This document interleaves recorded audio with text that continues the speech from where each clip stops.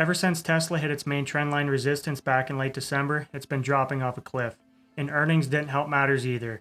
When they didn't report any guidance, the stock dropped another 12% after hours, and the following days continued to drop as well. So the real question is, has Tesla hit a near-term bottom? Let's look at some technical analysis and potential trade setups. Tesla has been on a pretty nasty downtrend for a few years now, and this trend line at the top is what investors and traders are calling the mother of all trend lines. It's been resisting it for almost 3 years now, and you can see that the last time it resisted it in late December, it has just been pretty much straight down ever since. And earnings in January were a disaster for the stock. They got down, I think, almost 13%, especially when everybody found out that Tesla wasn't going to provide guidance for the next quarter. But if we zoom into a smaller time frame here, we can see that Tesla has started to create this little downtrend channel with this major trend line resistance still up above here. But if you draw a line down here where this red line is, there's also a bottom to the channel that it's been tested multiple times. There's 1 time, 2 times, and now 3 times. And the last test on the bottom of this channel also coincides with this support line here that goes back quite a ways. And you can also see the last time that it tested this trend line down here, it created a bullish pin bar. And then the next day, it also created a bullish engulfing candle. And if we go over here to the 2-hour chart on the smaller time frame, you can also see some different structures setting up as well. So on the 2-hour time frame, you can see the last week and a half or so started to create a descending wedge pattern, and it respected these lines pretty well. On Monday, Tesla broke this and sold off heavily. I think it was down over 6% on this, which would have been a great short setup, but I didn't take this setup. And this red line right here is the bottom of that downtrend channel that we looked at on the daily time frame. And you can see when it hit that, it bounced off of that and recovered and came back up and retested the bottom of this descending wedge pattern and then sold back off that day. But then the following day, it came back down, tested the bottom of this trend channel again, and proceeded to bid up with a ton of volume and momentum back up above the bottom of this descending triangle. So on Monday, when Tesla initially broke down and tested this bottom trend channel, I bought a long call option, probably somewhere around right here, and Tesla proceeded to shoot up with strong volume and momentum that morning. And then towards the end of the day, just kind of started selling off. Overnight hours, it dropped back down and then tested this bottom trend channel again. So on Tuesday, Tesla found bids again with very strong volume and momentum, shooting back up above this bottom of the descending wedge and closing above it. Then price just kind of steadily rose before it came back down to test the bottom of this descending wedge again. So the long call that I bought on Tesla was just a short-term call, and I ended up closing it the next day somewhere about right there for about an 80% profit.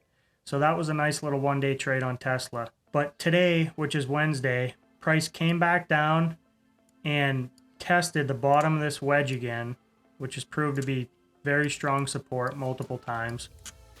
And once I seen it test this and start bouncing back up, I entered another trade on Tesla, which is a little bit longer term than the short-term call I bought over here. But for this trade, I used a bullish synthetic spread with a protective put. And I want to say I entered the trade when price was maybe about right here. And not only did I use the 2-hour chart for context and confirmation, but the daily chart gave me some confirmation as well, which I'll show you now. So with this downtrend channel is our main support and resistance here.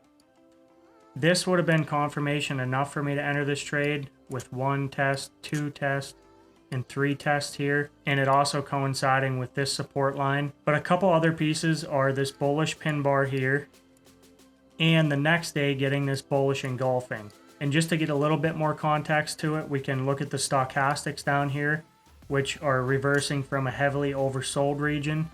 And you can also see that the MACD momentum is starting to fade and looks like the signal line is just about to cross over on it. So with this context and these confirmations and the fact that it coincides with the 2-hour chart as well, like I said, it formed this descending triangle, broke down below it, found support at the bottom of the channel, then broke up above it and retested the bottom of this descending wedge is enough confirmation and context for me to put risk behind the trade, and I want to show you what that trade looks like. So if we go to our option chain up here in the trade tab, I chose March 15th for my expiration, which gives me 37 days.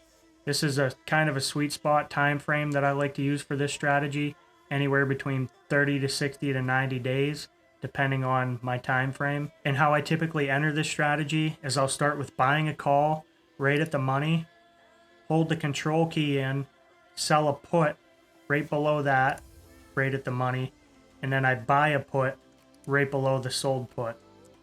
So it's a 3-leg strategy, and it's basically a synthetic spread with a protective put. So if you've ever traded synthetic spreads before, it's very similar to just owning 100 shares of the stock, but using much less capital.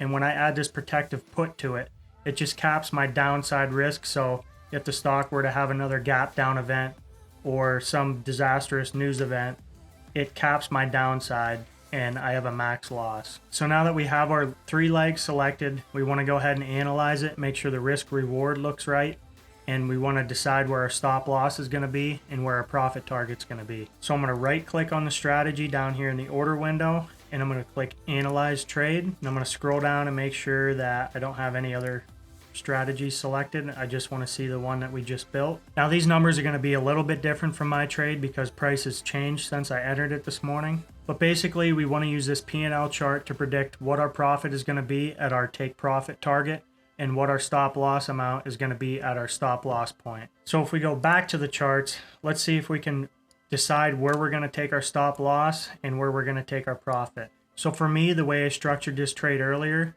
was I was going to cut loss if price got down below 174, which would break this downtrend channel line, and at that point invalidate my trade.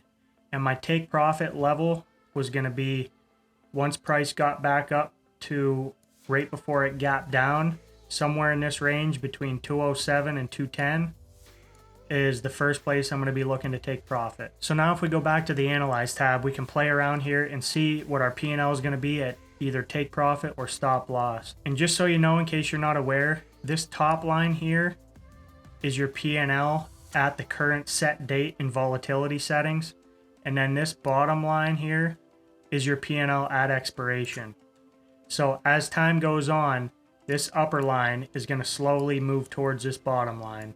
And down here on the left, when I start to move my cursor, is where you're going to see the P&L for both lines. So you can see with my cursor just about right at 174, the loss at that point is about $573. And if you were to let it go all the way till expiration and price was still there, it would be $1,030. And $1,030 would also be the max loss for this trade. So even if Tesla gapped down another 12%, 20%, whatever, the max loss I'm going to experience for this trade is $1,030. So now if I put my cursor somewhere in between 207 and 210, right now it's at about 857, you can see that the P&L for the trade is $1,423 at the current date and volatility.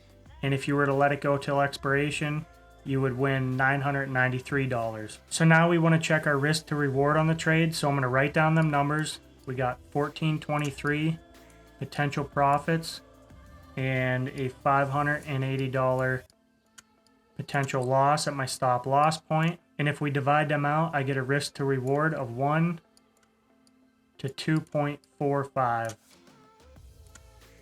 With this strategy, I want to get at least a minimum of a risk of 1 to 2.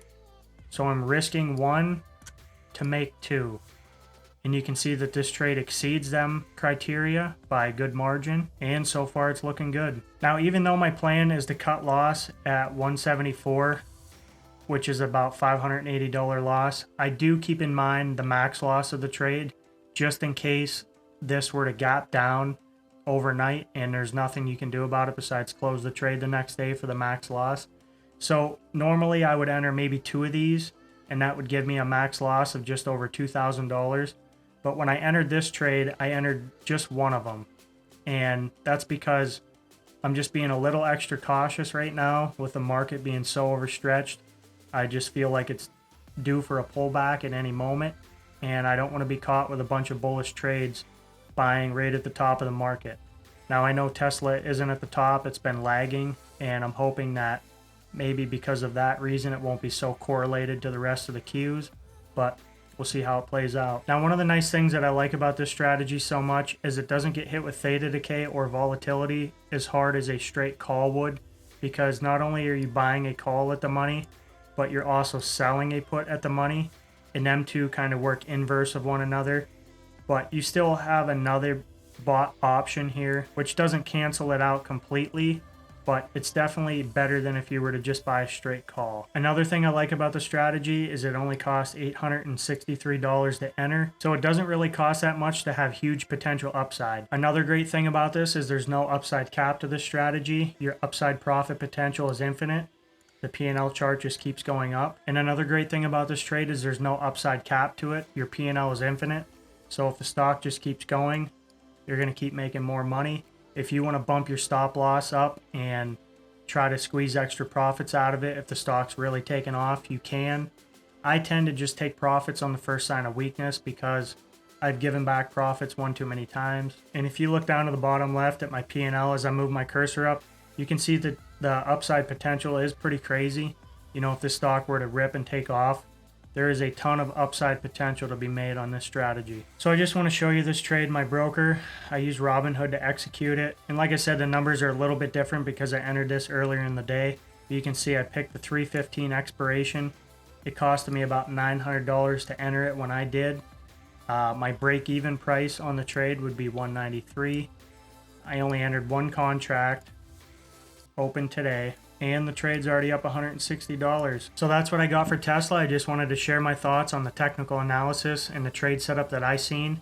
There's no guarantees that it's going to work out. I mean, it could fail just like any other trade, and I'll just take my stop loss and move on to the next one. But with the context and the confirmations that I seen, I felt comfortable putting risk on the trade, and we'll see if it works out. If you found any value in breaking this trade down, please consider liking and subscribing to the channel. And until next time, good luck trading.